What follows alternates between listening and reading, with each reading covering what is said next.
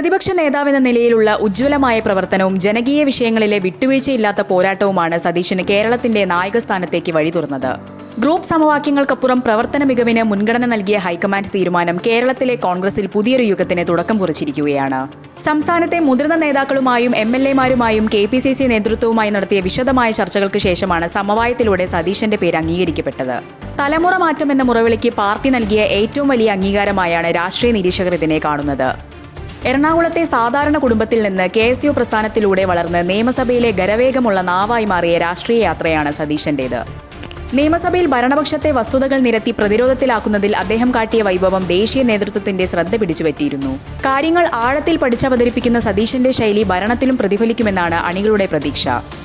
മുഖ്യമന്ത്രിയായി പ്രഖ്യാപിക്കപ്പെട്ടതിന് പിന്നാലെ UDF ഘടകകക്ഷികൾ സതീശന് പൂർണ്ണ പിന്തുണ അറിയിച്ചു.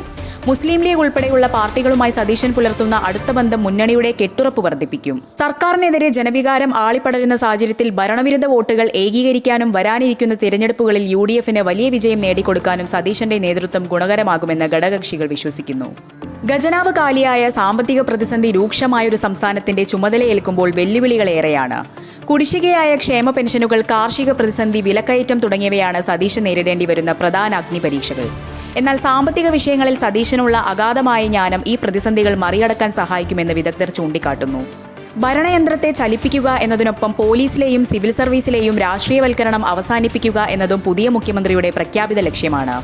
അഴിമതിയില്ലാത്ത ഭരണവും നീതിപൂർവമായ നടപടിയും എന്ന തന്റെ മുദ്രാവാക്യം പ്രാവർത്തികമാക്കാൻ സതീശൻ ഉടൻ തന്നെ ഭരണത്തിൽ അഴിച്ചുപണികൾ നടത്താൻ സാധ്യതയുണ്ട്. മുഖ്യമന്ത്രിയുടെ ഓഫീസിൽ പ്രൊഫഷണൽ സംഘത്തെ തന്നെ അദ്ദേഹം നിയമിക്കുമെന്നാണ് വിവരം. മന്ത്രിസഭാ രൂപീകരണമാണ് സതീശന് മുന്നിലുള്ള അടുത്ത വലിയ കടമ്പ. പുതിയ മുഖങ്ങളെ ഉൾപ്പെടുത്തിയും യുവത്വത്തിന് പ്രാധാന്യം നൽകിയും മന്ത്രിസഭ രൂപീകരിക്കാനാണ് അദ്ദേഹത്തിന് താൽപര്യം. എന്നാൽ മുതിർന്ന നേതാക്കളെയും ഗ്രൂപ്പ് താൽപര്യങ്ങളെയും പൂർണ്ണമായും അവഗണിക്കാൻ കഴിയില്ലെന്നിരിക്കെ എല്ലാവരെയും തൃപ്തിപ്പെടുത്തിക്കൊണ്ടുള്ള ഒരു സമതുലിതമായ മന്ത്രിസഭയ്ക്കായിരിക്കും അദ്ദേഹം ശ്രമിക്കുക.